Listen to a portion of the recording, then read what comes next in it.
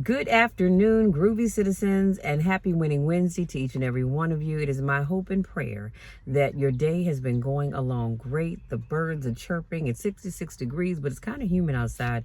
It was raining and drizzling earlier on and off, and I'm looking at the sky, and it looks like it probably will rain again later. So I need to get this video done. I have a few errands to run so I can get back in the house. So, having said all of that, if you're new to my channel, I want to say welcome. Thank you so much for joining me. I do car conversations every Monday, Wednesday, Friday, and Saturday. Why, you ask? Well, I'm sitting in my truck, and car conversation sounds better than truck conversation. So make sure you subscribe, tap the bell so you don't miss anything, and join me 4 days out of a week where my goal is to inspire and to motivate. That's what we do here. There's no negativity. It's always inspiration and motivation, okay? Now, if this is not your first rodeo, welcome back. You know I miss you and I don't get a chance to see you. So today's topic, you are stronger than you think. You are stronger than you think. And I need somebody to really listen to the things. I've got 7 things I'm going to share with you, and I promise I'm going to let you be. So real strength is silent. Here are some signs that will let you know that you are stronger than you believe. Number 1, you don't beg for closure. When people leave, you let them go. That's a power most people can't handle. Let me unpack that really quickly, those two points. When you beg for closure, what you're asking is for that person to give you answers to the questions that you have. And here's the reality. They don't owe you that. They don't. Should they? Absolutely. But they don't have to. And so if you choose to live your life saying that you can't move past whatever the thing is that happened until you get closure, you are not living your life to the fullest, because you said, I can't move on until you give me answers as to why you did what you did. I don't know about you, but I don't have that kind of time. Life is too short for me to be sitting back worrying about what somebody did. Honey, God can take care of them far better than I ever can. So I'm not worried about that. I don't need closure. See, once that incident is done, whatever it is, I forgive you, not for you, but for me. Because I refuse to have my peace be jumbled around, unsettled, whatever word you want to use. My peace is important to me. And I refuse to allow anybody to disrupt that. So stop sitting around waiting for closure. Some of you say, well, I can't move on to a new relationship until I get closure from this one. I can't move on to another job till I get closure from that one. Sweetie, let that stuff go. Whatever it is, it's in the past. That man or that woman, they left you 5, 10, 15 years ago. And you still looking for closure. Why? Accept what it is. And ask God to send on the right person for you. Ask God to send on the right job for you. But stop sitting around begging people for closure. You don't need it. Is it nice to have? Absolutely. But you don't need it to move on. And then the part about it's a power that most people can't handle. Most people can't handle it when they walk away and you just let it go. You shrug your shoulder and say, okay, that's fine. Again, it's a power that not everybody can handle. See, because their mind is thinking, wait a minute, I must not have meant anything to them if they can just shrug it off and go on about their business. Let them think what they want to think. Who cares? But you stop begging people for closure. Number 2, you keep moving without applause. With no need for cheers or recognition, it's just quiet discipline. I want to share a story with you all. A few years back, we would every year we have what's called Servants Sunday. And so typically it was where we recognized one of our deacons for their hard work. And so for years we had done that. And you know, every year somebody would get that award. It was always just such an awesome thing when people who move behind the scenes get recognized. Again, you don't have to have it, but it's nice that people notice your hard work. Well, guess what? My time came, and I'll never forget, we had our deacon Christmas party the day before at our pastor's home, which he has this big, beautiful home with the elevator and everything, probably about 20 minutes from where I live. But we had our Christmas party there. We had a good time, and I kind of got the feeling that people were acting a little weird. And so, but I let it go. Went on home, got up the next day, came to church, And a couple of the deacons, probably about 3 or 4, came down to the kitchen because I was working with the kitchen ministry. Picture that, because I don't cook, but I was. And people came down, like 4 different people. Hey, Shell, good to see you. You know, like we always greet with a hug and stuff. You staying for the second service? Yeah, I'll be there. I said, I'm finished cleaning up in the kitchen, and then I'll, be on in. So I finished cleaning up, and my team and I. And then I walked to the auditorium because we were worshiping in a school on P Street at the time. So I looked in the door, and I'm like, the front row is packed. I'll just go upstairs to the balcony. And so when I peeked in, the chair of our deacon board, she saw me and she waved. She said, come on in. I said, no. I said, there's no seats. There's no room. And she said, no, come on in. And so our executive pastor, Reverend Wood, he said, no, come on in. You can sit right here next to me. And I'm thinking, Jesus Christ, I like elbow room, y'all. So I'm like, okay, whatever. Because clearly I want to go to the balcony. They're trying to get me to sit downstairs. I don't know if it's because they wanted to fill up all the seats on Deacon's Row, as we like to call it, or what. So I said, okay. And we're sitting there going through the service. And finally, we get to the point where we acknowledge our Deacon of the Year. And so BJ's reading all these great things about this person, and this person, they're always willing to serve. And I know when I call on them, I'm always going to get a yes. And she's going on and on and on. And finally, when she called my name, I'm just clapping. And then I go, wait a minute, that's me. And the tears, y'all, I couldn't stop the tears from falling, because you don't think, at least I don't really think about when I'm working behind the scenes. And I'm sorry for this music. The Amazon chick just pulled up, and I don't know why her music is blasting like that. But I work behind the scenes. Hold on. Hey, how are you? Hello. Oh, I gotta scan it. Okay, you can leave it on the porch. And I work behind the scenes, and so you don't always think that people notice. And to be quite honest with you, I don't really care, because I'm doing the work that God has called me to do. But to be recognized like that was just, oh my goodness. Like I said, I couldn't stop the tears from flowing. My whole family came. And so after the fact, I thought, wait a minute, all of y'all were in on this, because I didn't know. I didn't know. And BJ said, we hit it so well. I said, yes, you did. And my mom said she called me the Sunday before to tell me that you were chosen as the Deacon of the Year, and not to say anything. So she got my family together. So everybody else knew but me. So I asked my besties. I said, my big sis Kathleen, I said, you knew? She said, yeah, I knew. I asked my other big sis Terry. I said, you knew? She said, yeah, but we couldn't say anything. And I was like, you know what? Y'all did a good job hiding that thing, because I had no idea. But God is so good. It just goes to show you that you don't always have to tell people what you're doing, because they see it. They're watching.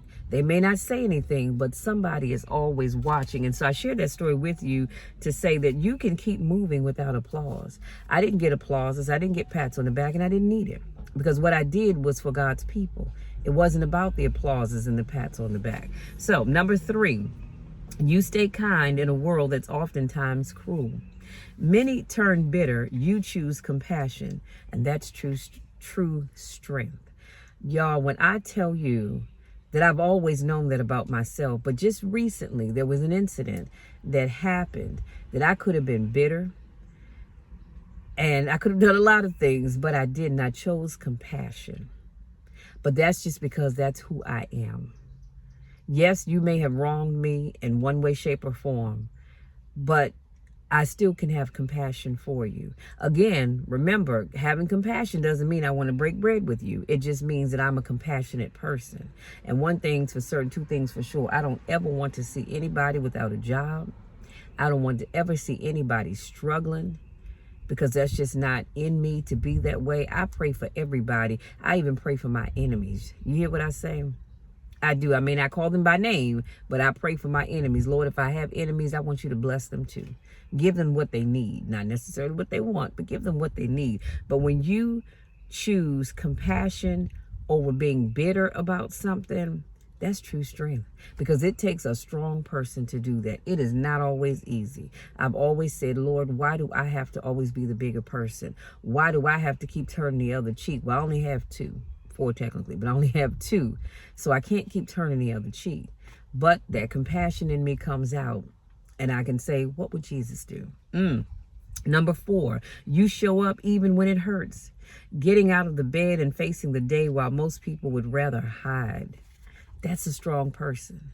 You've had a job that you've been at for a long time, decide they don't want you anymore. You've got a job that says, listen, we need to make cuts, so we have to let you go. You've been in this relationship. You've given your life to this person as their spouse or a girlfriend, boyfriend, whatever title you all put on it. You've given so much of your time to this person, and one day they say, listen, I don't want this anymore. And I mean, that will beat you to your knees. But even though you're hurting, there's not an inch of your body right now or at that moment when that happens that doesn't hurt. You get out of the bed, you hold your chest up, you hold your head up, and you say, you know what, today is going to be a great day anyhow. You go out and you have a smile on your face, and you're not making other people suffer because of what this person did to you. That's a strong person. Because most people, something like that happens, they don't want to get out the bed. They don't want to leave the house. They're probably not even bathing.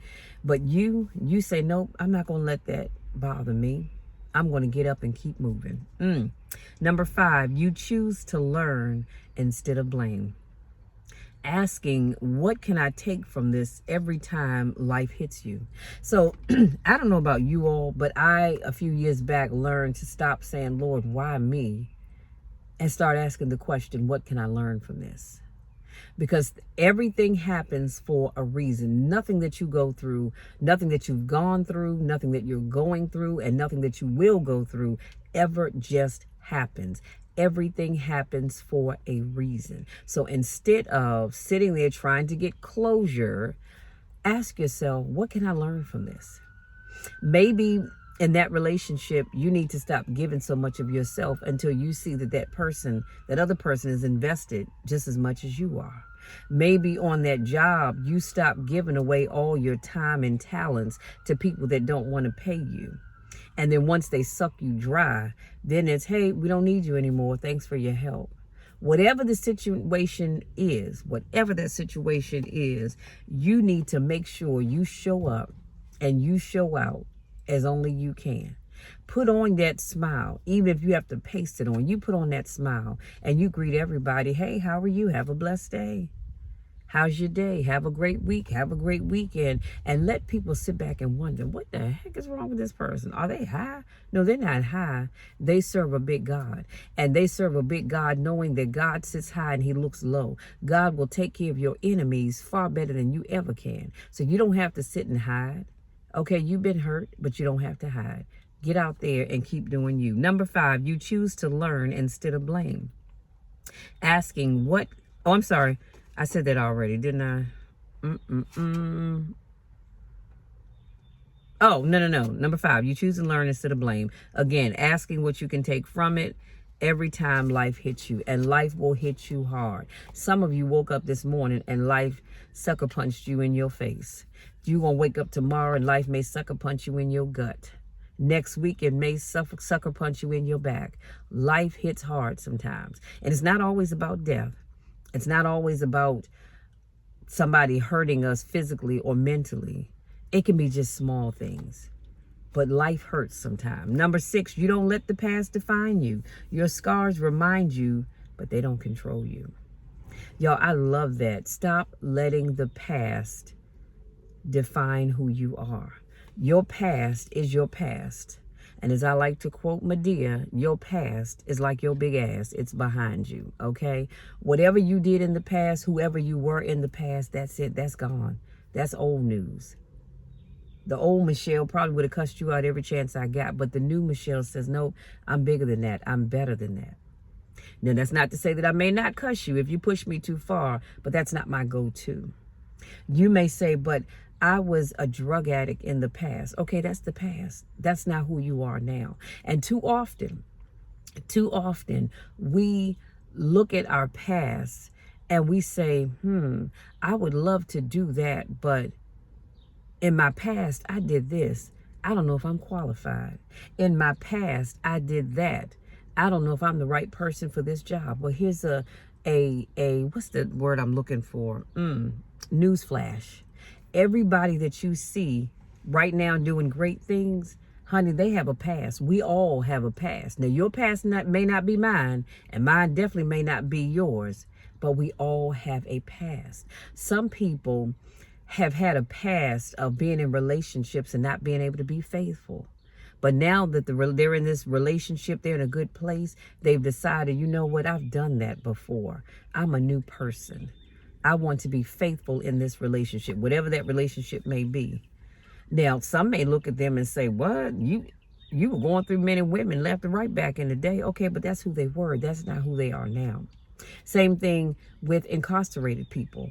Regardless of what you were incarcerated for, that was your past. That's not who you are now, which is why I love when I see stories of people who are incarcerated and they get baptized. They find God. And some may say, well, they ain't got nothing else better to do. Well, you know what? A lot of people get incarcerated and they don't find the Lord. But I think it's wonderful. I think that you have prison ministries within the prison where they can have Bible study to show them that God loves you in spite of what you did. So if God doesn't hold your past against you, then why do you hold it against you? Why do you hold it against other people? And I'm going to say this and I'm going to leave that alone. If God held our past against us, do you know that we would never receive another blessing? We would never receive any more of God's mercy. God's mercies and his blessings are new every day. God didn't say, I'm only going to bless you and show mercy upon you if you have a clean past. He doesn't care about your credit score. He doesn't care about the number of red lights you ran. He doesn't care about the bills that you didn't pay. He doesn't care about your salary. He doesn't care where you live, what you drive, who you know or don't know. All that's in the past. So keep that in mind. When you want to look down on yourself and you say, Lord, do I really deserve this? Think about how God sees us and the fact that he knows your past. See, God knows things about you that other people don't know. And some of y'all have past that if people knew about it, child, you would probably just drop and sink down in a hole in the ground. I mean, let's just keep it real. Let's keep it all the way real. Some people's pasts are just that busy. I'm going to use that word.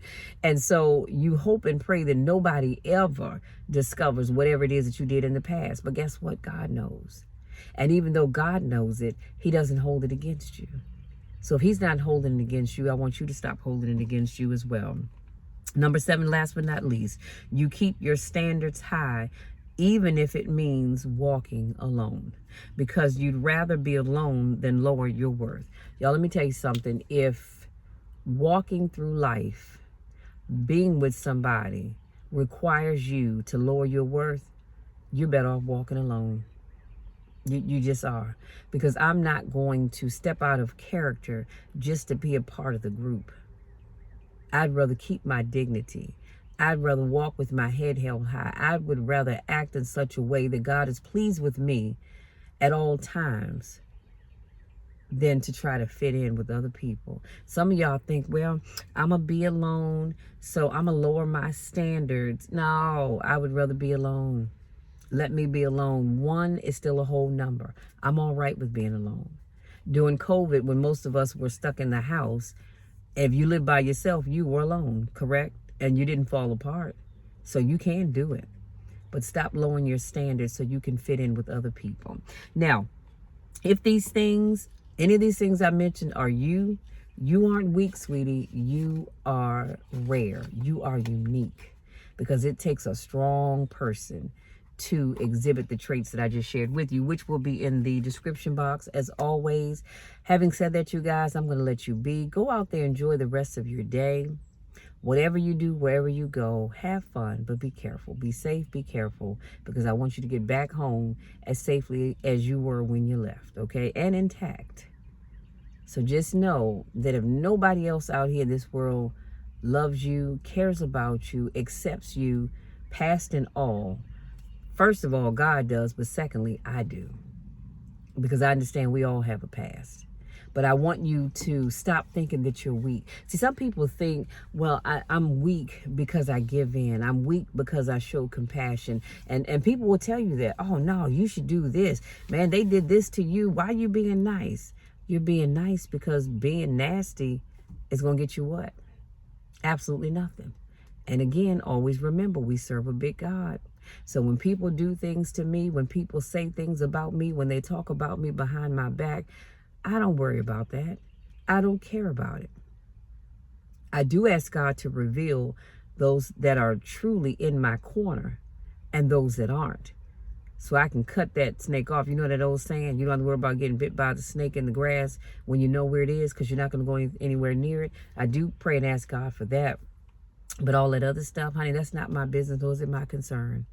I can show compassion even when you've wronged me, because God gets the glory when I do that.